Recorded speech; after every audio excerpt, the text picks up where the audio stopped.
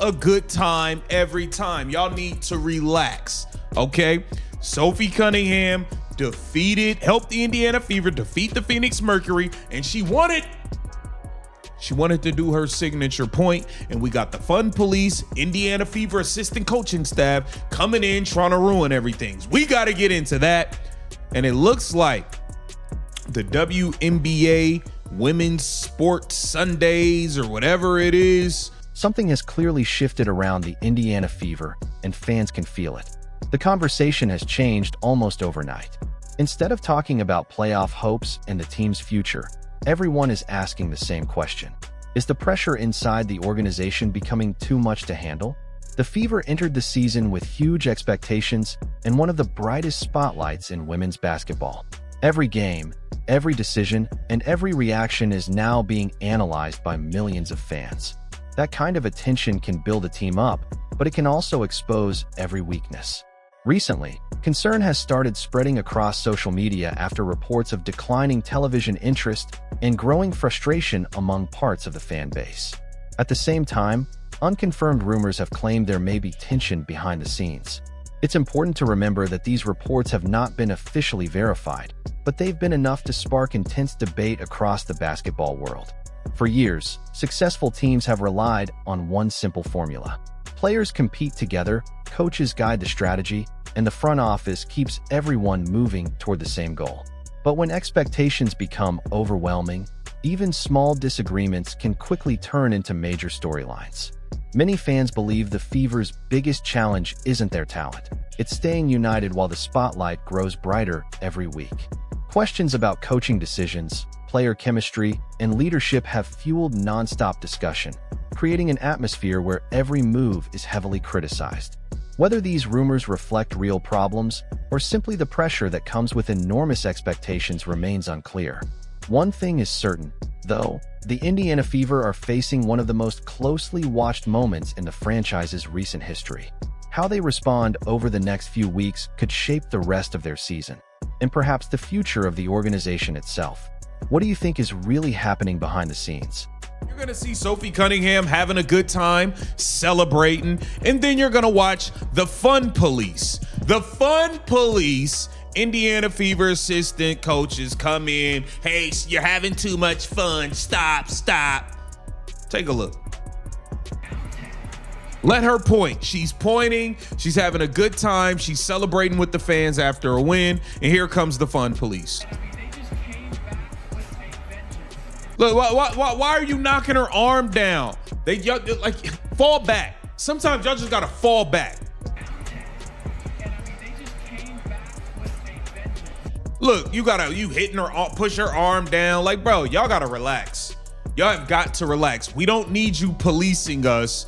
Like, look, we just won a game. If I want to point to the crowd with my signature Sophie the Blonde Bomber point and have a good time and celebrate a win, let me be. Everything can change in just one game, and that's exactly what the Indiana Fever are experiencing right now. What looked like a team building serious momentum has suddenly turned into a story filled with pressure, questions, and nonstop public attention. Behind the excitement, the franchise is now dealing with challenges that extend far beyond the scoreboard. Every coaching decision, every physical play, and every player reaction is being analyzed from every possible angle.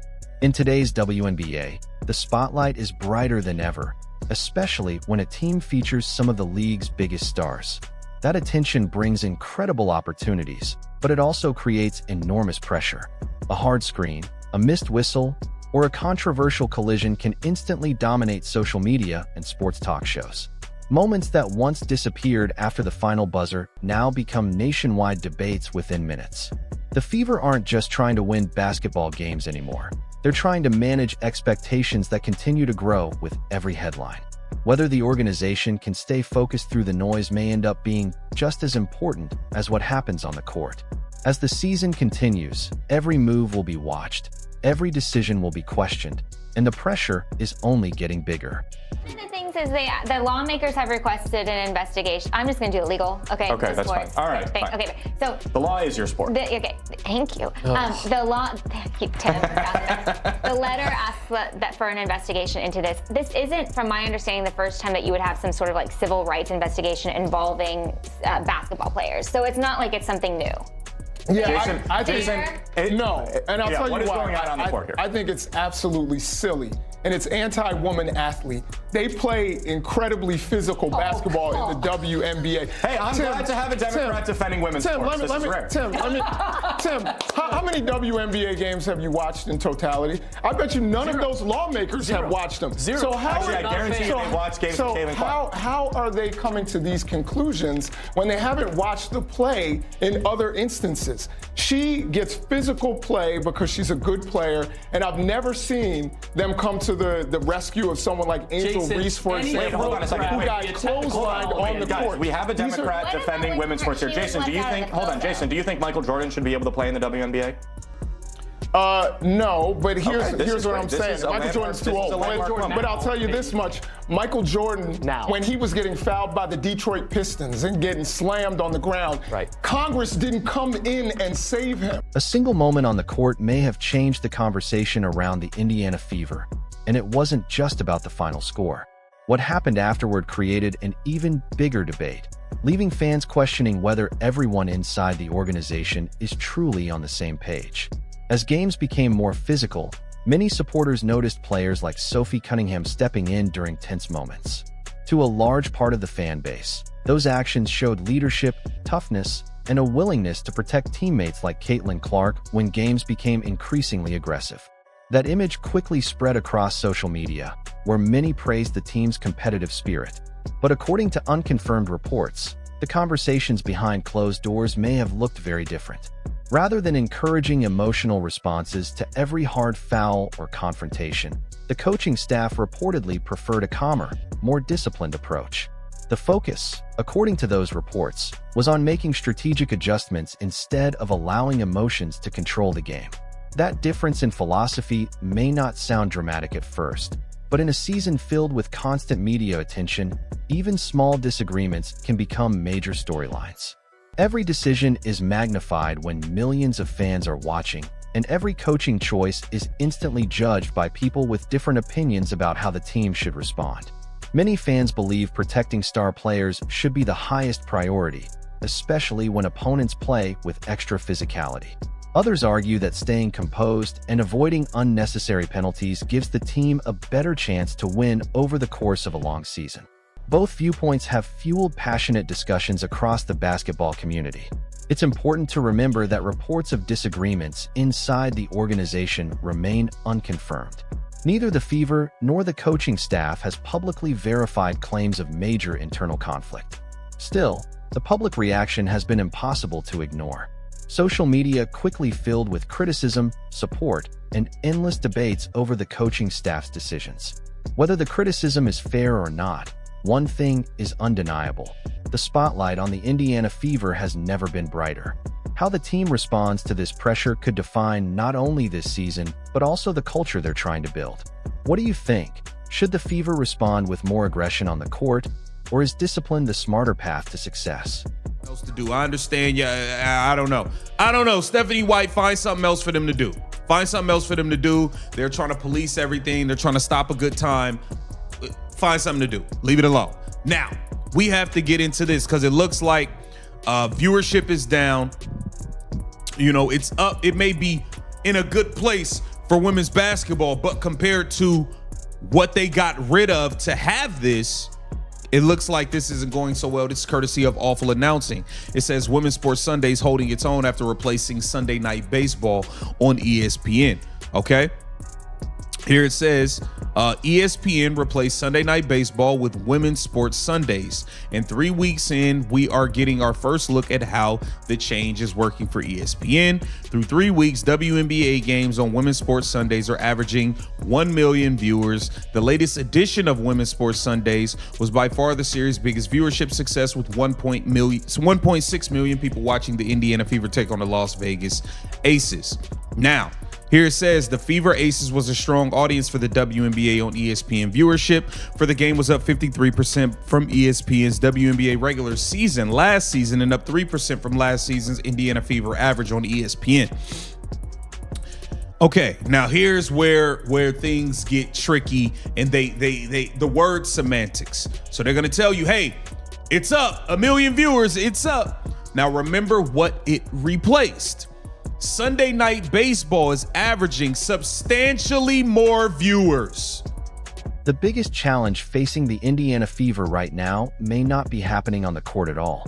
It's happening in the court of public opinion, where every decision is judged instantly and every headline can shape the team's future. Many fans believe the franchise must do everything possible to support its biggest stars. In today's WNBA, players like Caitlin Clark are more than elite athletes. They're major attractions who bring millions of viewers and unprecedented attention to the league. When fans begin questioning whether those players are being fully supported, emotions rise quickly. That growing frustration has fueled intense conversations across social media.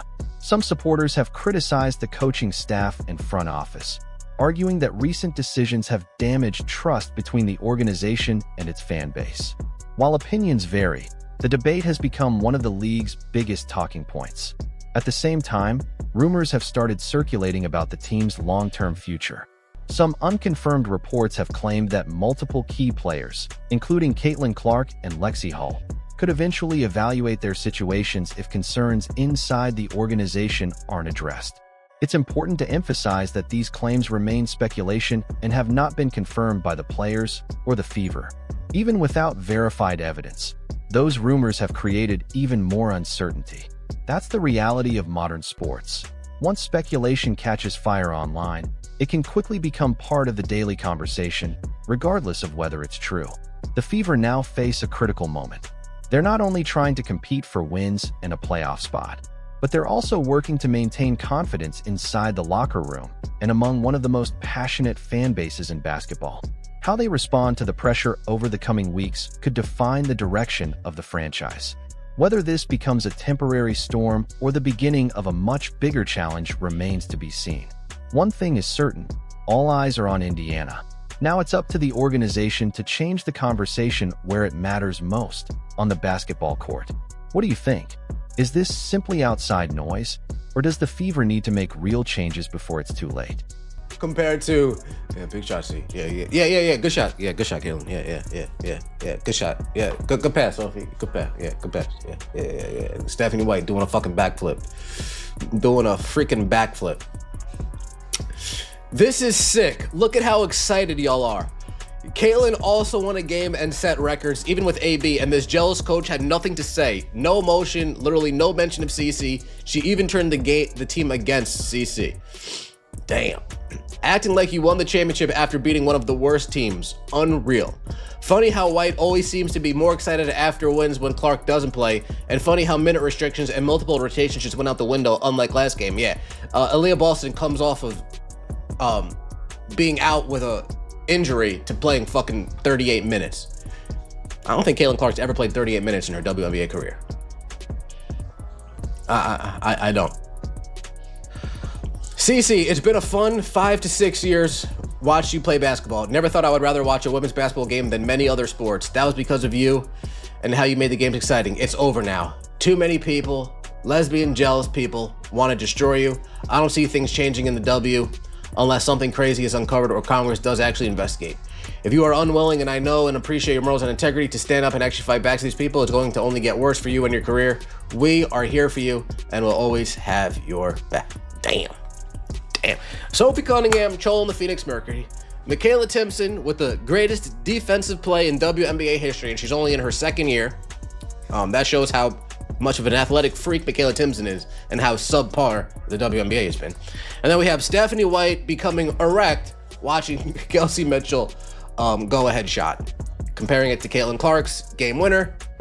The next decision the Indiana Fever make could end up being the most important of their entire season. With every game, every interview, and every coaching move under constant scrutiny, the organization has reached a moment where one choice could change everything. Right now, the pressure isn't coming from just one direction.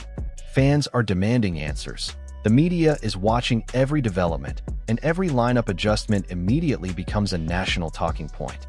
That's the reality when one of the league's most talked about teams is expected to compete under an enormous spotlight. The coaching staff now faces a difficult challenge. Do they continue trusting the system they've built from the beginning of the season? Or do they adjust their approach in response to growing criticism from fans and outside observers? There isn't an easy answer, and every decision carries consequences. Many supporters want to see stronger public backing for the team's biggest stars, especially after several physical games this season. Others believe consistency, discipline, and sticking to the long-term plan are the only ways to build a championship contender. Those two viewpoints have created one of the biggest debates surrounding the Fever. It's also important to separate fact from speculation.